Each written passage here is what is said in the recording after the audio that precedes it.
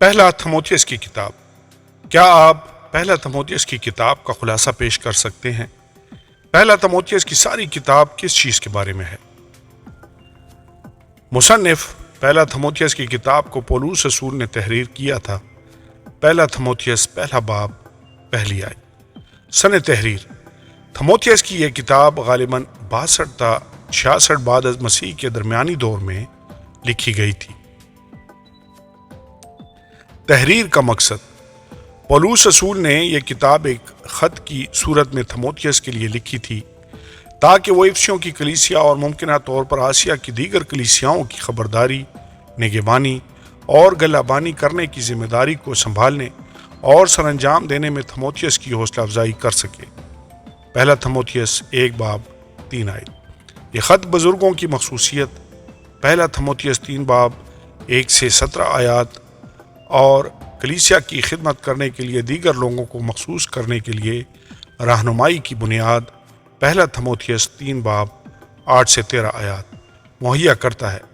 اگر دیکھا جائے تو اپنے جوہر کے لحاظ سے تھموتھیوس کے نام پولوس رسول کا پہلا خط کلیسیائی تنظیم اور انتظامی امور کو سنبھالنے اور سر انجام دینے کے لیے قیادتی دستور العمل کی حیثیت رکھتا ہے۔ پہلا تھموتھیوس میں سے کلیدی آیات: پہلی کلیدی آیت پہلا تھموتھیوس 2 باب 5 آیت۔ کیونکہ خدا ایک ہے اور خدا اور انسان کے بیچ میں درمیانی بھی ایک، یعنی مسیح یسوع جو انسان ہے۔ پہلا تھموتھیوس میں سے دوسری کلیدی آیت پہلا تھموتھیوس 2 باب 12 آیت۔ اور میں اجازت نہیں دیتا کہ عورت سکھائے یا مرد پر حکم چلائے، بلکہ چپ چاپ رہے۔ تیسری کلیدی آیت پہلا تھموتھیوس 3 باب 1 سے 3 آیات۔ یہ بات سچ ہے کہ جو شخص نگہبان کا عہدہ چاہتا ہے وہ اچھے کام کی خواہش کرتا ہے، پس نگہبان کو بے الزام ایک بیوی کا شوہر، پرہیزگار، متقی، شائستہ، مسافر پرور اور تعلیم دینے کے لائق ہونا چاہیے، نشہ میں غل مچانے والا یا مار پیٹ کرنے والا نہ ہو، بلکہ حلیم ہو، نہ تکراری، نہ زردوست۔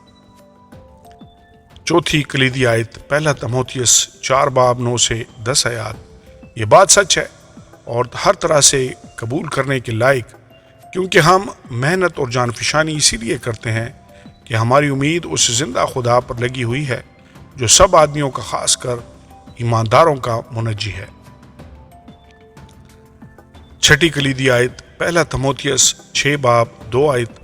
ایمان کی اچھی کشتی لڑ، اس ہمیشہ کی زندگی پر قبضہ کر لے جس کے لیے تو بلایا گیا تھا اور بہت سے گواہوں کے سامنے اچھا اقرار کیا تھا۔ آمین اور آمین۔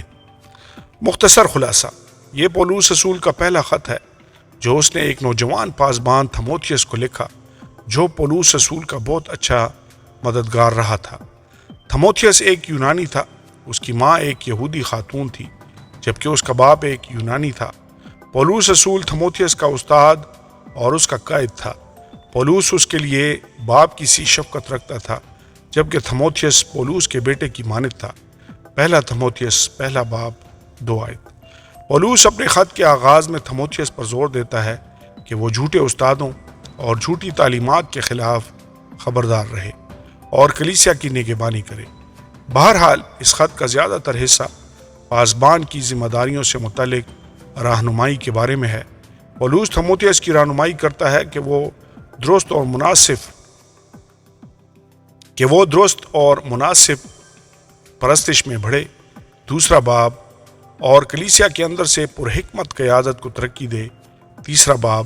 اس خط کا زیادہ تر حصہ پاسبان کی ذمہ داریوں اور رویے، جھوٹے استادوں کے ساتھ نپٹنے کے طریقوں، اکیلے لوگوں، بیواؤں، بزرگوں اور غلاموں کے ساتھ سلوک کے بارے میں ہے۔ اس سارے خط کے اندر پولوس رسول تھموتھیوس کی حوصلہ افزائی کرتا ہے کہ وہ مضبوط ہو، ثابت قدم رہے اور اپنی بلاہٹ پر سچائی کے ساتھ قائم رہے۔ نئے عہد نامے کے ساتھ ربط: تھموتھیوس کے نام پولوس رسول کے پہلے خط کا پرانے عہد نامے کے ساتھ ایک دلچسپ ربط یہ ہے کہ پولوس اس خط کے اندر کلیسیا کے بزرگوں کے دو چند عزت کے لائق ہونے کی بات کرتا ہے اور یہ بھی کہتا ہے کہ جو دعویٰ کسی بزرگ کے برخلاف کیا جائے بغیر 2 یا 3 گواہوں کے اس کو نہ سنا جائے۔ پہلا تموتھیوس 5 باب 17 سے 19 آیات، استثنا 24 باب 15 آیت، 25 باب 4 آیت اور احبار 19 باب 13 آیت سبھی حوالے مزدور کو اس کی مزدوری پوری اور بروقت دینے کی ضرورت کے بارے میں بات کرتے ہیں۔ موسوی شریعت اس بات کا بھی تقاضا کرتی ہے کہ کسی شخص کو مورد الزام ٹھہرانے کے لیے 2 یا 3 گواہوں کی گواہی پیش کرنے کی بھی ضرورت ہوتی ہے۔ استثنا 19 باب 15 آیت۔ اس دور کی کلیسیاؤں کے اندر یہودیت سے مسیحیت میں آنے والے لوگ پرانے عہد نامے کی ان باتوں سے بخوبی واقف ہوں گے۔ عملی اطلاق۔ اس خط کے اندر پولس رسول کی طرف سے خداوند یسوع مسیح کو انسان اور خدا کے درمیان میں درمیانی کے طور پر پیش کیا گیا ہے۔ پہلا تموتھیوس 2 باب 5 آیت، جو کہ ان سب لوگوں کا نجات دہندہ ہے جو اس پر ایمان رکھتے ہیں۔ وہ کلیسیا کا سر اور مالک ہے، اور تموتھیوس جب کلیسیا کی پاسبانی کرتا ہے تو وہ دراصل کلیسیا کے مالک یسوع مسیح کی خدمت کر رہا ہے۔ بس ہم یہاں پر پولس رسول کے اس خط کا عملی اطلاق دیکھتے ہیں جو اس نے اپنے روحانی فرزند کو لکھا تھا۔ پولس رسول کلیسیا کے بہت سارے معاملات، کلیسیا کے عقائد، کلیسیا کی قیادت اور کلیسیا کے امور کے حوالے سے تموتھیوس کو مختلف طرح کی ہدایت دیتا ہے۔ ہم ان سبھی ہدایات کو اپنے مقامی کلیسیاؤں کی قیادت کے لیے بھی استعمال کر سکتے ہیں۔ اسی طرح ایک خادم یا پاسبان کا کام اور اس کی خدمت، ایک کلیسیائی بزرگ کی قابلیت یا ضروری خصوصیات، کلیسیا کے اندر معاونین کی قابلیت یا ضروری خصوصیات جس قدر اس دور میں اہمیت کی حامل تھیں، بالکل اسی طرح آج کے دور میں بھی بہت زیادہ اہمیت کی حامل ہیں۔ پولس رسول کا تموتھیوس کے نام پہلا خط مقامی کلیسیا کی قیادت، اس کے امور کی ذمہ داری سنبھالنے اور نبھانے اور اس کی پاسبانی کرنے کی ہدایات سے بھری ہوئی کتاب ہے۔ ان سبھی ہدایات کا اطلاق آج کے دور میں بھی کسی بھی قائد یا خصوصی طور پر کلیسیائی قائد پر اتنا ہی ہوتا ہے جتنا کہ یہ پولس کے دور میں ہوتا تھا، اور وہ سبھی لوگ جن کی زندگی میں کلیسیا کے اندر قیادتی بلاہٹ نہیں ہے، ان کے لیے بھی یہ کتاب بہت ہی زیادہ اہم اور عملی نوعیت کی حامل ہے۔ مسیح کے ہر ایک پیروکار کو ایمان کے واسطے جان فشانی کرنی چاہیے اور جھوٹی تعلیمات سے بچنا چاہیے۔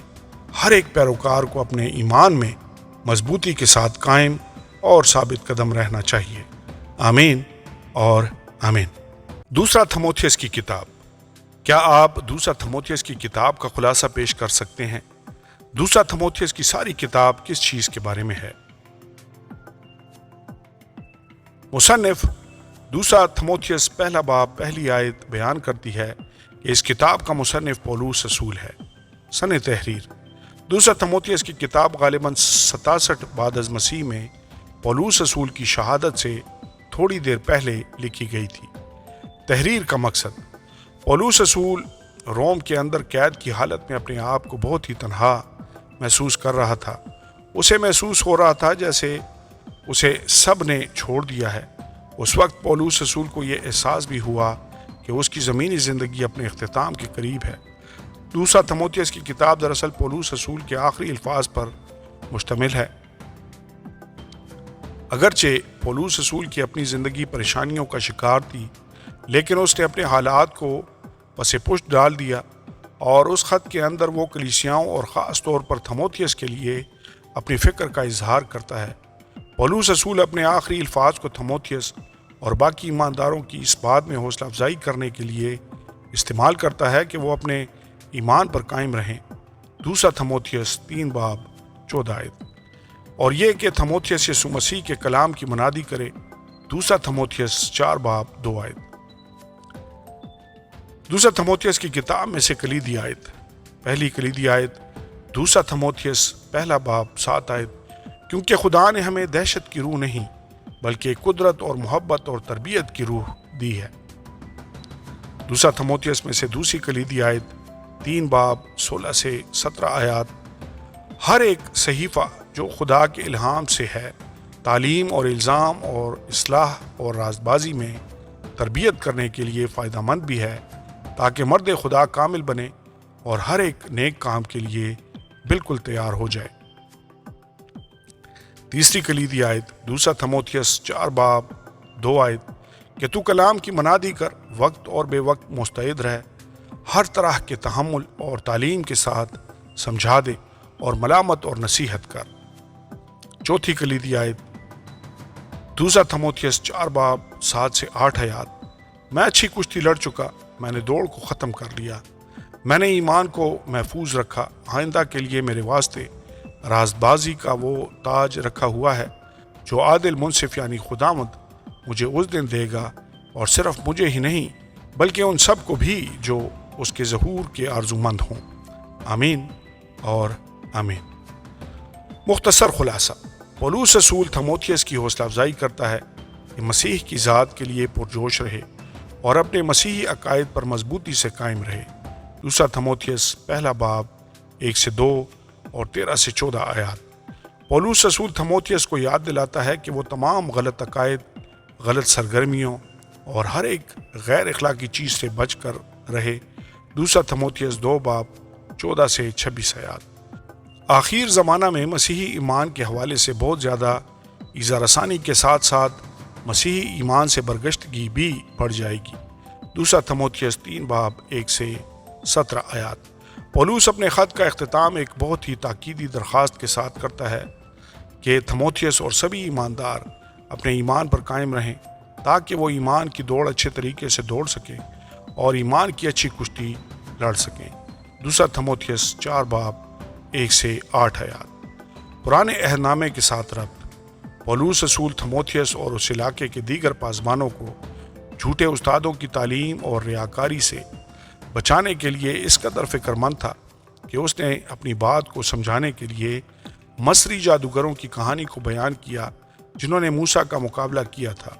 خروج 7:11-22 8:7-18-19 اور 9:11 اگرچہ پرانے عہد نامے میں ان جادوگروں کے ناموں کو بیان نہیں کیا گیا، لیکن روایت بیان کرتی ہے کہ وہ لوگ جنہوں نے سونے کا بچڑا بنانے کے لیے لوگوں کو ابھارا تھا، ان میں سے کچھ لوگ ان جادوگروں کو جانتے تھے، اور شاید ان جادوگروں میں سے کچھ ان کے ساتھ بھی شامل تھے۔ اور جب موسیٰ پہاڑ سے نیچے آیا اور باقی بت پرستوں کے ساتھ ان سب کو قتل کر دیا گیا تھا۔ خروج 32 پولس یہاں پر اس بات کی پیشن گوئی کرتا ہے کہ وہ سب لوگ جو خداوند یسوع مسیح کی گواہی کا انکار کرتے ہیں ان کا انجام بھی بالکل ایسا ہی ہوگا، اور بالآخر ان کی نادانی سب لوگوں پر ظاہر کر دی جائے گی۔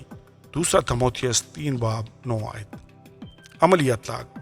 مسیحی زندگی میں اکثر بہت سارے لوگ بڑی آسانی کے ساتھ اصل راہ سے ہٹ جاتے ہیں۔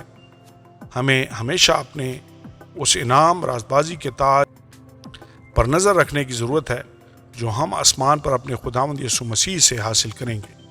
2 تھموتھیوس 4:8 ہمیں تمام طرح کی جھوٹی تعلیمات اور بے ایمانی کے اعمال سے حتی الامکان بچنے کی کوشش کرنی چاہیے۔ ایسا صرف اسی وقت ممکن ہو سکتا ہے جب خدا کا کلام ہماری مضبوط بنیاد ہو اور ہماری جڑیں اس کلام کے اندر پیوست ہوں۔